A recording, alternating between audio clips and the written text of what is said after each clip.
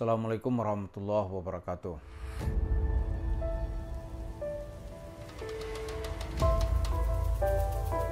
Para pemirsa, seperti yang sudah kita bayangkan, setiap ada peristiwa itu bagi Yusuf Mansur adalah sebuah kesempatan untuk mendapatkan uang. Jadi dia pelintir, itu pepatah Arab yang mengatakan masa ibu kaumun ala kaumin fawaidu. Di musibah suatu kaum terhadap kaum yang lain itu manfaat. Di perang di Gaza misalnya nih. Perang di Gaza itu kehancuran tempat tinggal, korban manusia yang banyak, itu yang meninggal aja itu udah lebih 1.000 orang. Yang luka-luka mungkin udah entah berapa ribu. Ada anak-anak yang kehilangan bapak, istri yang kehilangan suami, rumahnya hancur, tempat pekerjaan gak ada, listrik padam, air sudah tercemar. Tapi Yusuf Mansur gak itu yang penting buat dia. Ini ada kesempatan untuk menggugah emosi orang Indonesia untuk mendapatkan uang. Caranya kemana? Caranya dia buat itu video. Dia bilang pesantrennya di Gaza hancur. Itu pesantren di mana? Di mana di Gazanya Pak Yusuf Mansur? Anda punya pesantren di mana? Kan yang ada yang kita kenal tuh ada Masjid Indonesia.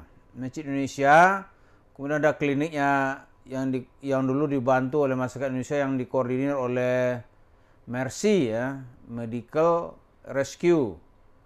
Indonesian Medical Rescue. Itu tokoh yang paling menonjol saat itu adalah Dr. Yusri Rizal almarhum. Itu yang mengelola, gimana orang kalau ke sana itu, itulah yang disebut dengan Masjid Indonesia, bantuan yang abadi dari masyarakat Indonesia. Tiba-tiba Yusuf Mansur, gitu perang di Gaza kemarin ini kan mulai tanggal 7, sekarang sudah berapa hari ini? Udah lebih dari 10 hari, ya kan? Mungkin udah 14 hari gitu. Perang terus menerus, belum ada pihak manapun yang bisa menegosiasi supaya ini berdamai gitu.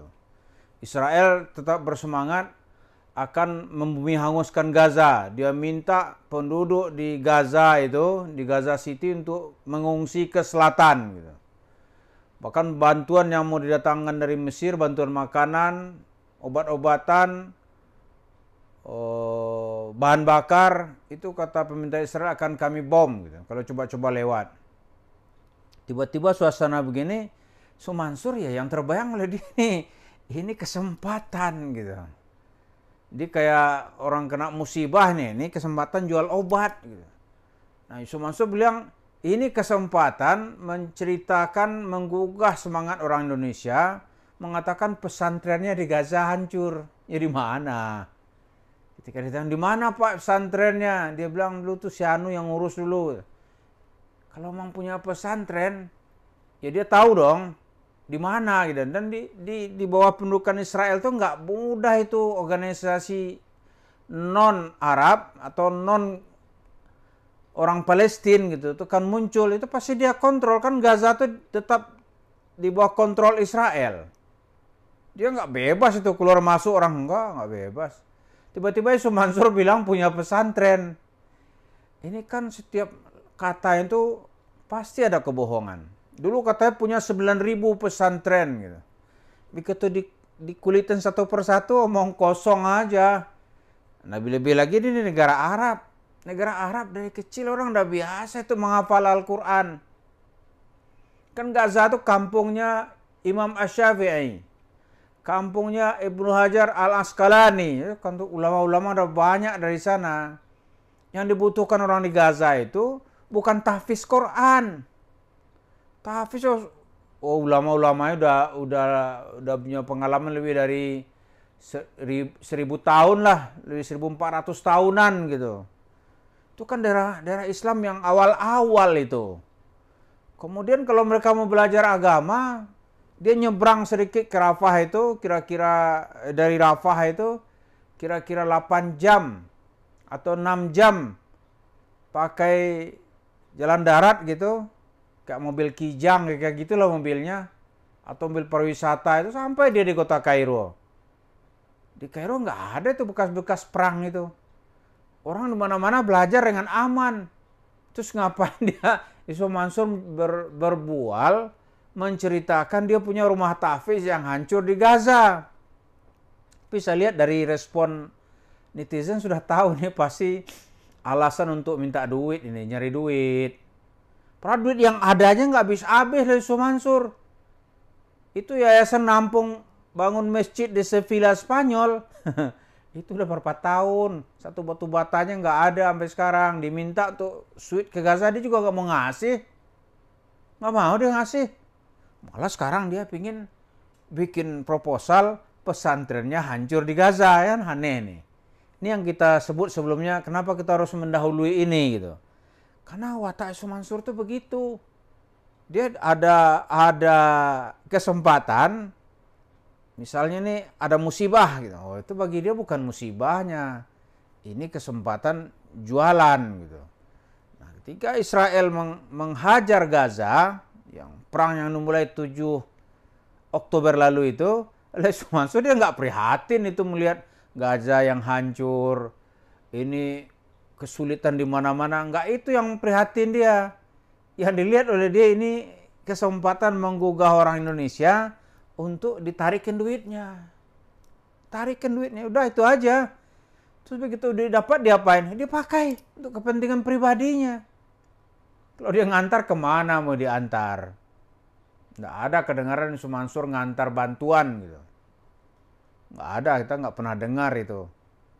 Yang ada kata kita ada hantar doa gitu. Orang sana doanya udah panjang dulu, yang dia kalaupun dia butuh bantuan real. Dan yang dibutuhkan oleh orang-orang Palestina itu bukan bantuan obat-obatan itu, tapi bagaimana mencarikan solusi politik sehingga konflik mereka dengan Israel itu bisa diselesaikan. Karena tawaran yang ditawarkan oleh pemerintah Benjamin Netanyahu, yang sebelumnya pendahulunya pernah Menteri Ariel Sharon, itu menawarkan itu berat bagi orang-orang Palestina untuk menerimanya. Misalnya ya, ini tawarannya nih, untuk hidup berdampingan secara damai, itu kan ada negara Palestina, ada negara Israel. Syarat Israel supaya bisa hidup berdampingan secara damai itu harus ada ketidakseimbangan dalam hal alat pertahanan negara. Di Israel bisa punya persenjataan yang lengkap, tapi orang Palestina hanya boleh angkatan kepolisian. Aparatur sipilnya hanya polisi gitu. Tentara tidak boleh. Oh, kata orang Palestina ini membatasi kebebasan kami. Kata Israel, kalau kamu nggak mau seperti ini, ya berarti nggak ada niatnya untuk berdamai. Kalau kamu punya senjata lengkap, berarti kamu mau perang sama kami gitu. Ini susah diterima. Yang Israel menawarkan, ini contohnya katanya Jepang pasca Perang Dunia Kedua, kan nggak punya angkatan bersenjata, toh bisa makmur, dia bisa makmur sama-sama dengan Amerika. Jerman pasca Perang Dunia Kedua malah Berlin itu dibagi gitu, tapi Jerman bisa bersabar menerima kenyataan ini sampai tahun 1990, baru tembok Berlin itu runtuh. Jadi dari tahun 45 sampai 90 itu mungkin ya 45 tahun. Orang Palestina nggak mau, nggak ada cerita lah gitu. Yang kedua, yang diminta syarat oleh Israel itu, kalau kita mau berdampingan secara damai itu, ya Palestina minta ibu kota kami, Yerusalem dibagi dua. Yerusalem Barat untuk Israel, Yerusalem Timur untuk orang Palestina. Israel nggak mau. Nah, ini ditengahi oleh Arab Saudi, ya terima aja dulu ibu kotanya di Jericho gitu. Seperti Arab Saudi ibu kotanya di Riyadh, bukan di Mekah dan Madinah. Tapi pajak untuk Yerusalem itu pemerintah Israel mau berbagi. Nah, ini contohnya pasal-pasal yang berat bagi orang Palestina untuk menerimanya. Lain halnya nanti ketika proposal yang seperti ini diajukan ke Mesir. Mesir dari pasal-pasal itu bisa Anwar Sadat menerima di saat itu. Misalnya perdamaian Mesir-Israel itu di perbatasan di Rafah itu pasukan Israel harus dengan senjata lengkap. Tapi Mesir tidak boleh punya senjata lengkap dari radius sekian kilo gitu. Kata Anwar Sadat, ya diterima aja.